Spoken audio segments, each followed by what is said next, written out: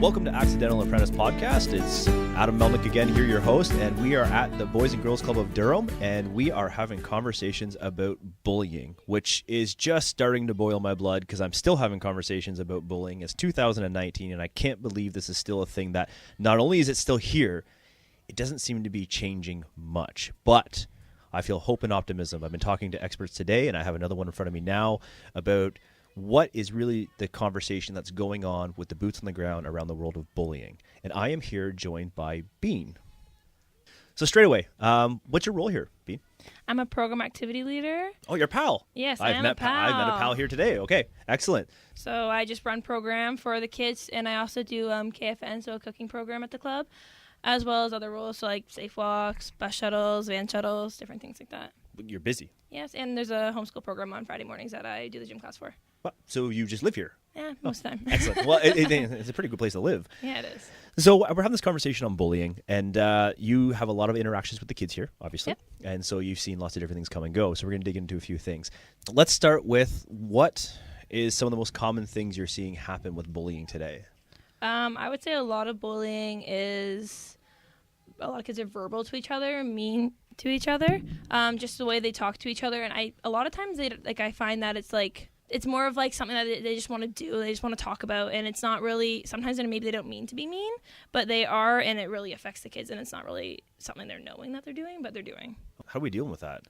Usually I will pull aside a kid and have a private conversation with the one that is doing. Well, usually like if a kid approaches me first, then I'll go talk to someone and kind of let them know how their actions are affecting other individuals within the groups. And if they don't understand it, then we go further and see what else we can do. But a lot of times they'll kind of get it, and they'll say, I don't really know why I'm doing it. Or they do know why. Maybe they're doing it to them first or something else, but usually you can get a story from it. So you've kind of touched on something there that is the first time we've heard it today, that some people are bullies that are conscious of being bullies, and some might just have behaviors that are not 100% sure. They don't realize it. Yeah, and sometimes I think it's like a self-defense too. So like they just kind of react like that, or maybe they had a hard day at school and that's just how they explode after. Well, the kids start sharing with you times that they feel they've been bullied, that maybe it wasn't at the Boys and Girls Center. How are you coaching them on to deal with that and to? Well, if it's like happening at school and they're telling me something that happened at school, I'll ask them what they've done so far to deal with it, and if they're like, oh, nothing, I just kind of walk away. I ask them like how comfortable they are talking to their teachers, if that's something that they'd be interested in, or if they think that would make it worse or not. I ask if their parents know.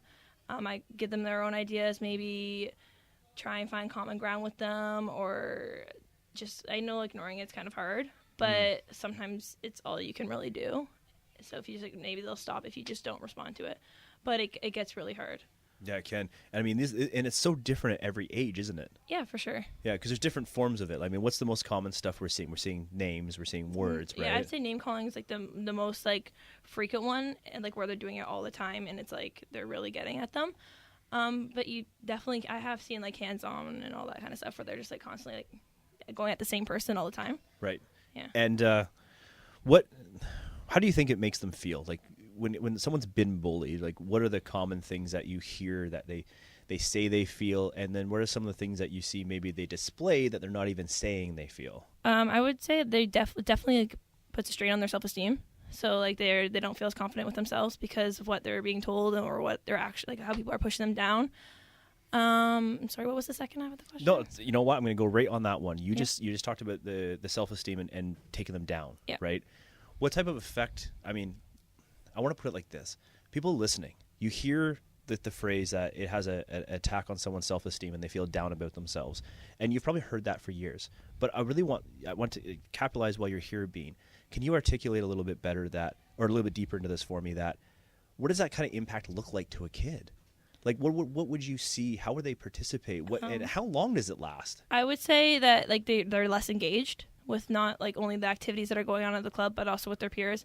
You can kind of see that like their faces, like they show a lot of nonverbals where they just look like unhappy, I guess you could say, for a time. And it depends on how long the bullying's been going on for how long it happens, but like you can see it for like a while. So the impact is pretty profound. Yeah, for sure, for some kids, yeah. Yeah, and when we talk about the Boys and Girls Club here, this is an opportunity for the kids to come and to kind of be in a safe, carefree environment and enjoy themselves. Yeah.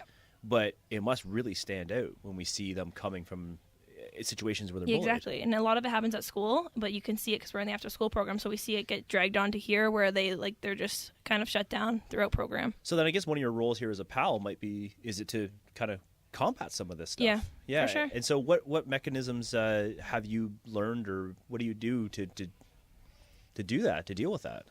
Well, I would say, like, with the kids, again, it's just actively, like, being involved with them and kind of communicating with them, showing that, I care about them, whether someone else is being mean to them or not.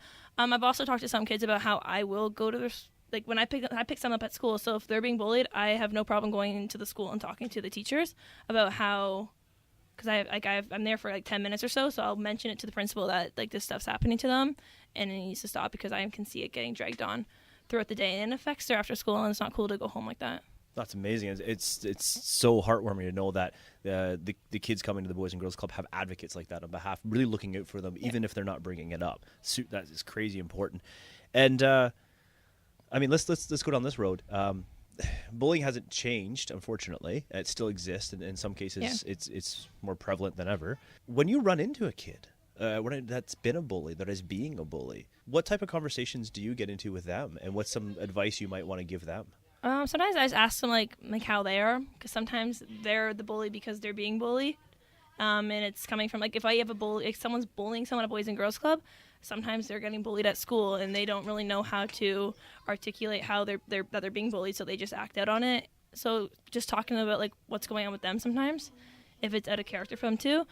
Or I just kind of explain to them what the impact that it has on the children who are being bullied, and a lot of times they can understand it, sometimes not so much, and we do have to talk to maybe parents to and have like a three-way conversation, so maybe everyone's understanding, and it kind of helps them, because sometimes stuff happens at home too.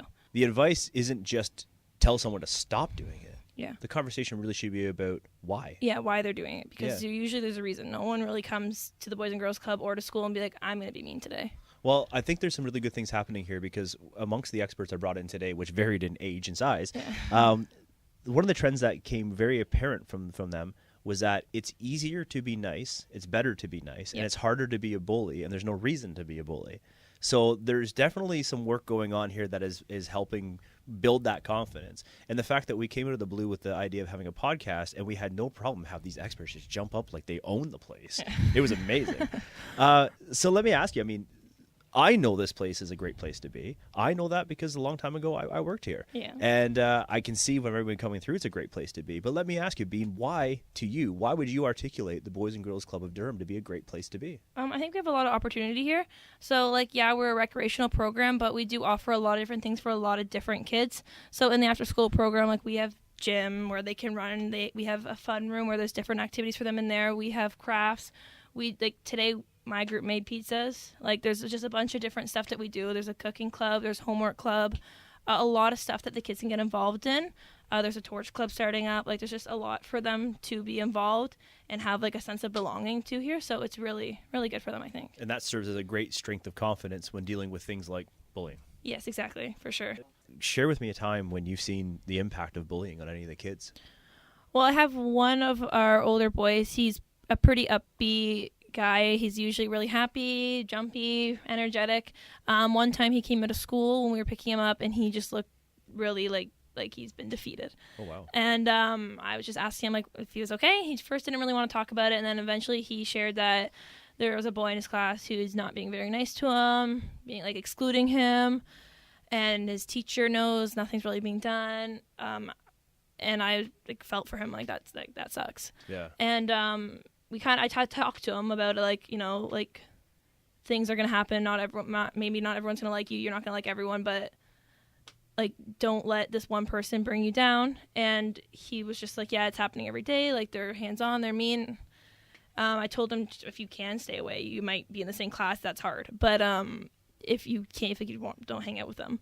And I told him, like, I'm gonna follow up with you if if it keeps happening. Let me know. If it happens again tomorrow or so, like, I'll talk to your teacher.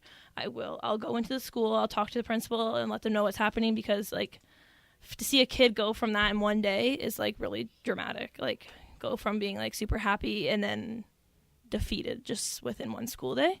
It just shows, like, how much impact a bully can have on a kid. we don't give enough credence to measuring what the impact is. Yeah. And with kids, they wear it. Yeah. You know, and once they start wearing it, if that isn't responded to, then what happens is they start burying it. And the last thing we want to see is that this conversation around bullying allows people to bury these emotions and grow up.